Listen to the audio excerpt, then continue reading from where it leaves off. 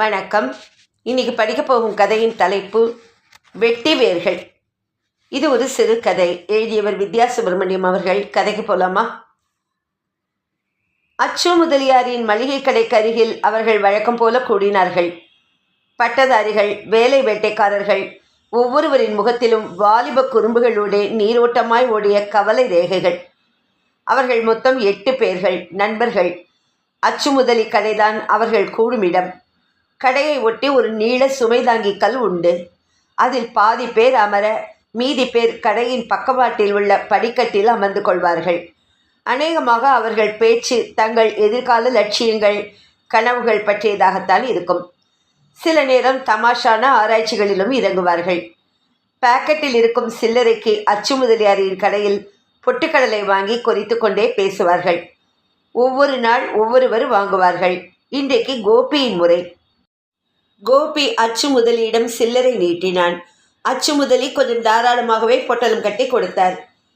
ஏன் முதலியார், உங்க பேர் எப்படி அச்சு முதலின்னு ஆச்சு? முதலியார் சிரித்தார். நீதான் ஆராய்ச்சி பண்ணி கண்டுபிடியேன் என்றபடி வியாபாரத்தை கவனித்தார். கோபி நண்பர்களிடம் கேட்டான். ஆளாளுக்கு ஒரு காரணம் இட்டு கட்டி சொல்ல, கடையிலிருந்து இறங்கி வந்து கொண்டிருந்த ஒரு சின்ன பையன் கிட்ட ஓடி வந்தான். இதுக்கு காரணம் நான் சொல்லட்டுமா அண்ணா? என்னடா? முதலியாருக்கு குழந்தைகள்னா கொள்ள பிரியம். சின்ன பசங்க வந்தா அச்சு வெல்லம் கொடுத்து அனுப்புவார். அதுக்காகவே அச்சு வெல்லம் ஸ்டாக் வச்சுப்பாராம். பசங்கள்லாம் அவருக்கு வச்ச பேர் அச்சு வெல்லம் முதலி. அது சுருங்கி அச்சு முதலி ஆயிடுச்சு. சே, ரொம்ப சிம்பிள் இல்லை? நண்பர்கள் அசல் வழியே சிரித்தார்கள்.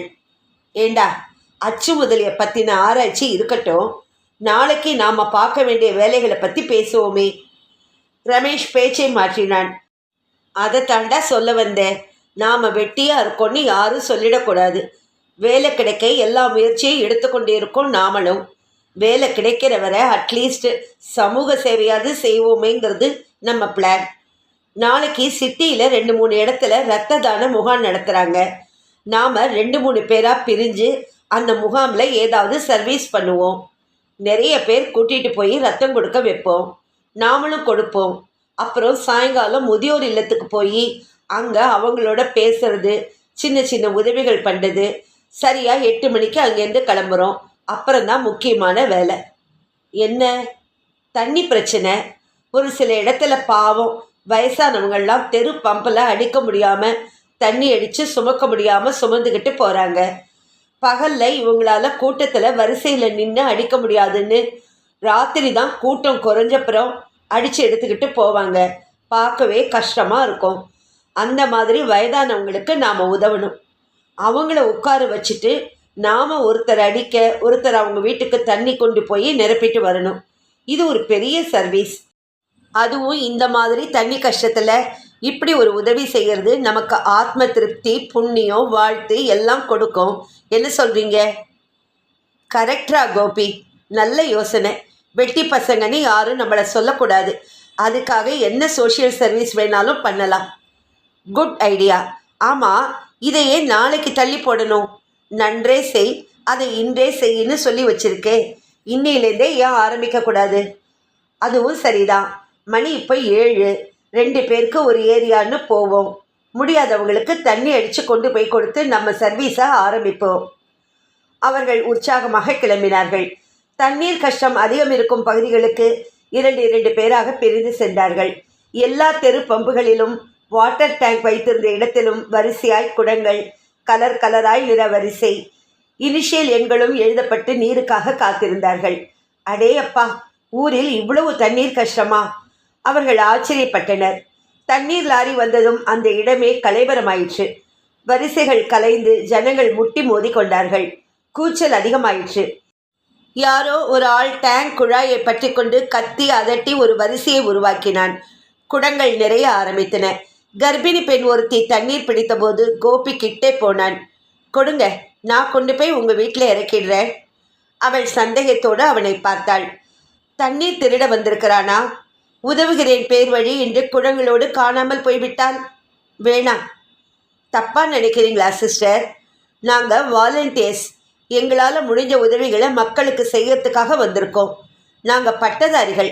நல்ல குடும்பத்தில் பிறந்தவங்க. உங்கள் குடத்தை கொடுங்க, கூடவே வாங்க, நான் சுமந்துக்கிட்டு வந்து வீட்டு வாசலில் வச்சுட்டு வரேன். கோபி அவள் கையில் இருந்து அந்த பெரிய பிளாஸ்டிக் குடத்தை வாங்கி தோளில் வைத்து கொண்டு நடந்தான். அவள் வியப்பும் கூடவே சந்தேக பார்வையுமாய் அவனோடு நடந்தாள். ரமேஷ் அடுத்தாற்போல் குடம் தூக்கி வந்த ஒரு சிறுமியிடமிருந்து குடத்தை வாங்கி கொண்டு அந்த சிறுமியின் வீட்டுக்கு சென்று குடத்தை இறக்கினான். சிறுமியின் அப்பாவோ மாமாவோ அவனை புருவம் நெறித்து பார்த்தார்.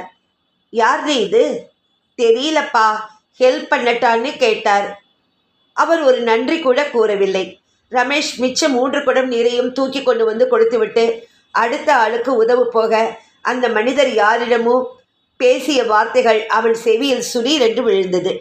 அவன் காதில் விழட்டும் என்றுதான் சொன்னாரா, அல்லது அந்த அளவுக்கு இங்கிதம் இல்லாத மனிதரா தெரியவில்லை. வயசு பொண்ணுங்க இருக்கிற வீடுன்னு தெரிஞ்சா போதுமே, எங்கே இருந்தோ ஈசல் மாதிரி வந்துருவானுங்க ஒத்தாசை பண்ற சாக்குல. இவங்க நோக்கம் என்னன்னு தெரியாது. ரமேஷ் தன் தார்மீக கோபத்தை சிரமப்பட்டு அடக்கி கொண்டான். இது சராசரி மனித புத்தி, எல்லாவற்றையும் சந்தேக பார்வை பார்க்கும் குணம். முன்பின் தெரியாத இளைஞர்கள் எல்லாரும் இவர்கள் பார்வையில் பொறுக்கிகள், பெண்ணுக்காக அலைபவர்கள். என்னடா சோர்ந்துட்ட, முடியலையா? கோபி அவன் தோளை தட்ட ரமேஷ் அந்த மனிதர் அளித்த கமெண்டை அவனிடம் கூறினான். படித்து முடிச்சுட்டு வேலை கிடைக்கிற வரை இடையில் இருக்கிற காலம் இளைஞர்களுக்கு ரொம்ப சோதனையான காலகட்டம். தேவையில்லாத கெட்ட பெயர்களெல்லாம் இந்த காலகட்டத்தில் ஏற்படும். ஊர் சுற்றி வெட்டிப்பைய, பொம்பளை பின்னால் சுத்துறவன், சினிமா கதை பேசுகிறவன், இப்படியெல்லாம் விதவிதமாக நம்மளை பற்றியும் யாரும் தப்பாக பேசிடக்கூடாதுன்னு தானேடா நாம் நம்ம நேரத்தை உபயோகமாக 4 பேருக்கு உதவி செய்கிறதுல கழிக்கணும்னு திட்டம் போட்டோம். அப்படியும் தப்பாக தான் பேசுகிறாங்க பாரு. ரமேஷ் வருத்தப்பட கோபி அவன் முதுகில் தட்டி கொடுத்து சமாதானப்படுத்தினான். வலிந்து உதவி செய்கிறவங்களை சந்தேகப்படத்தான் செய்வாங்க. எந்த பிரதிபலனும் நாம் எதிர்பார்க்கல, எந்த நோக்கமும் நமக்கு கிடையாதுன்னு போக போக புரிஞ்சுக்கிட்டா பேச மாட்டாங்க. இதுக்கெல்லாம் சோர்ந்து போயிட்டா எந்த நல்ல காரியமும் பண்ண முடியாது. இப்போதான் இன்னும் உற்சாகமாக இருக்கணும். அவர்கள் அடுத்த தெருவுக்கு போனார்கள். கோபி சொன்னார் போல் வயதானவர்கள் சிலர் கூட்டம் குறைந்திருந்த அடிப்பம்புகளில் தண்ணீர் அடித்து கொண்டிருந்தார்கள். கை நரம்புகள் புடைக்க கோபி அவர்கள் அருகில் சென்றான். பாட்டி விடுங்க, நான் அடிச்சு தரேன். நீ எதுக்குப்பா எனக்கு அடிச்சு தரணும்? காசு கேட்பியா? அதெல்லாம் இல்லை, வயசானவங்களுக்கு உதவணும்னு ஒரு கொள்கை. விடுங்க, நான் அடிக்கிறேன். உங்கள் வீடு எதுன்னு சொல்லுங்க, இவன் கொட்டிட்டு வருவான். நிஜமா காசு கேட்க மாட்டீங்களே? மாட்டோம் பாட்டி, நம்புங்க. பாட்டி பம்பை விட்டு நகர்ந்தாள். ஏன் தம்பிங்களா, எங்களுக்கும் அடித்து தருவீங்களா? எல்லாருக்கும் அடித்து தருவோம், அவசரப்படாதீங்க. கிட்டத்தட்ட 60 குடம் தண்ணீர் இருவரும் மாற்றி மாற்றி அடித்தனர். மாற்றி மாற்றி ஒவ்வொரு வீட்டுக்காய் கொண்டு சேர்த்தனர். நல்லா இருக்கணும் தம்பிங்களா நீங்கள்.